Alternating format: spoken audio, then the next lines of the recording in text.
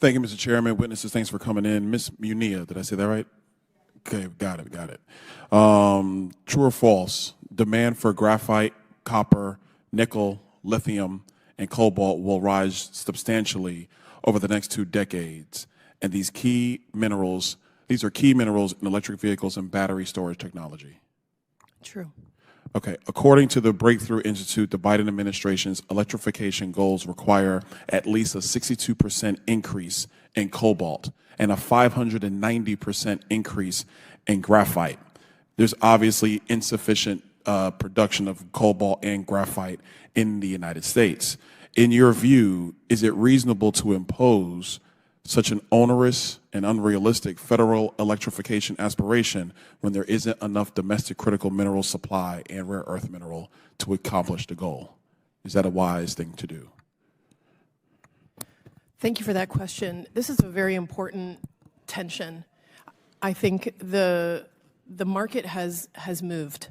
The demand for these materials, not just for graphite and cobalt, but for other materials, is coming to us from the broader market and from industrialization, certainly for clean energy technologies and their deployment, but also for broader industrialization purposes.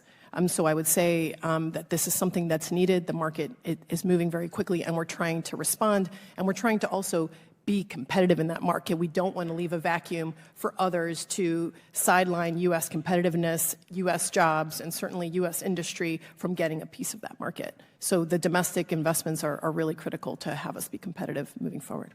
In your opinion, what would be the best path forward for domestic mining capacity, mining operations to meet the capacity needs? What would be the policy recommendation from the Department of Energy to make that a reality? Because one thing we find all the time in Congress, especially in these hearings, is that everybody wants to do things. Everybody's willing to invest, quote unquote, in things, but there is no practical regulatory framework to accomplish the mission, except for using massive amounts of subsidization out of the federal treasury. So what will be the path of least resistance and the most effective path to develop these critical minerals here in the United States?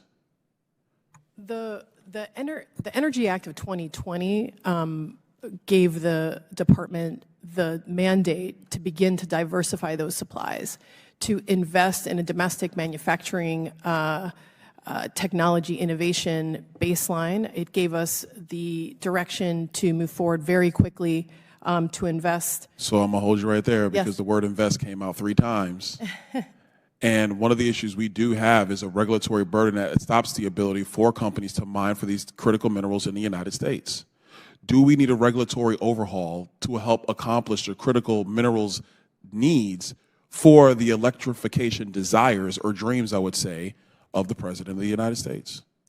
The President of the United States and the Congress have given us significant amount of resources to move forward within the BIL, the IRA, and those regulations to implement those, and the funding is moving forward. Give me one example. Give me an example of one. The 30D tax credit is moving forward. The Treasury Department is moving forward with implementing the guidance and executing on that guidance. There is movement on the 48C tax credit, and we certainly have a lot of regulatory guidance that's been issued to the market. We see forthcoming guidance coming on a range of issues, including the hydrogen tax credit, et cetera. So you've mentioned now 3 tax credits. These are all funding apparatuses. These are funding mechanisms. Yes. But we've not touched on anything with respect to regulatory burdens. Is the EPA going to play ball and allow us to actually do the work that needs to be done in the United States to accomplish these goals? Is the Bureau of Land Management, Dr. Filgus, is BLM going to allow us the ability to have the flexibility to do the mining necessary to accomplish these critical goals? That's a regulatory situation. That is not a funding situation. What's the answer to that? Yes. In our mining report, we have 65 recommendations on legislation, regulatory, and policy efforts that can move mining in the United States forward. Ms. Munia, you concur with that? we would concur. We've been working in the interagency on this report. Also we are absolutely supportive of streamlining the permitting process. And certainly we are. Oh, that's music to my ears. Streamlining permitting processes so we can actually get the critical minerals that our nation sorely needs. Because I will add, and I'll yield back, Chairman, the Chinese are not playing the regulatory rubric game that we've done to ourselves here in the United States. They are going to get the minerals, they are going to dominate the globe, and no matter what the energy electrification goals are, we are going to have to pay treasure to our greatest adversary across the globe, and that frankly makes no sense at all. I yield.